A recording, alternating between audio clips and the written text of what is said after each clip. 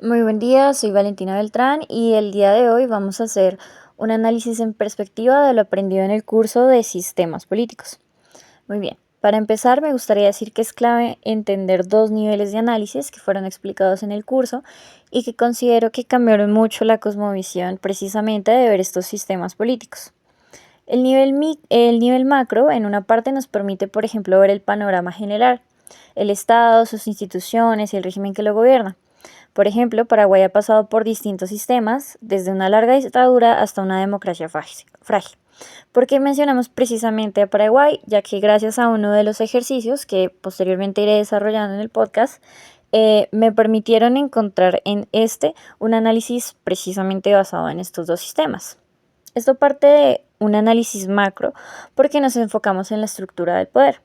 Y por otro lado, el nivel micro, que se centra en los actores y sus dinámicas dentro del sistema.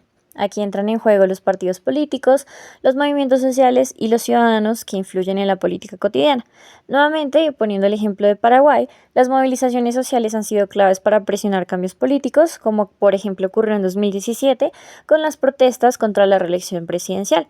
Desde el nivel micro podemos ver cómo las decisiones de la gente pueden alterar precisamente estas estructuras macro.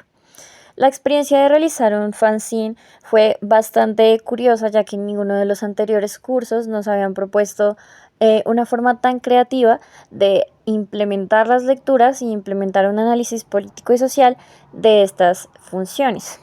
Precisamente hablando de esos, se exploró la historia política de estas dos perspectivas. A nivel macro, se destacó como la dictadura de Alfredo Stroessner modeló las instituciones paraguayas y cómo la democracia que le siguió sigue marcada por sus estructuras autoritarias. A nivel micro se analizó el papel de los movimientos campesinos, indígenas, estudiantiles y precisamente esta lucha por los derechos y la justicia social. Un ejemplo claro fue la masacre de Curuguay en 2012, donde un conflicto por tierras terminó con la destrucción del presidente Lugo y en este caso muestra cómo los actores locales pueden generar precisamente cambios en la estructura política del país. Entonces, ¿por qué es importante ver la política desde estos dos niveles?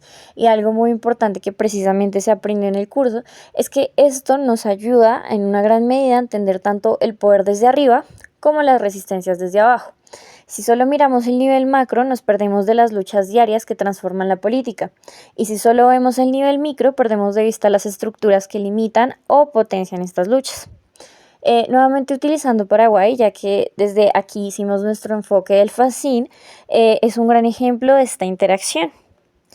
Y más allá de las teorías y los conceptos que hemos visto, lo más interesante para mí ha sido la manera en que esta clase me ha hecho repensar la política, no solo desde lo que dicen los libros, sino desde la realidad concreta de los países. Uno de los temas más impactantes para mí ha sido precisamente este análisis de estos dos niveles, ya que en primera parte suena teórico, pero en esta clase nos dimos cuenta de que todo tiene que ver precisamente con esta interacción en el mundo real y cómo van fluctuando estas dinámicas de poder y se van repitiendo en un ciclo y nos enseñan a cómo analizar la historia del pasado, que puede interpretarse de muchas formas, puede ayudarnos a entender cómo van a funcionar estos ciclos políticos y económicos en un futuro.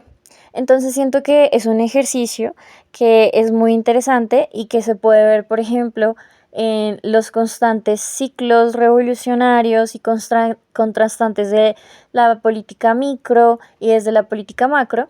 Y verdaderamente siento que es una forma más cercana y más dinámica que nos permitió una mirada más amplia en este curso.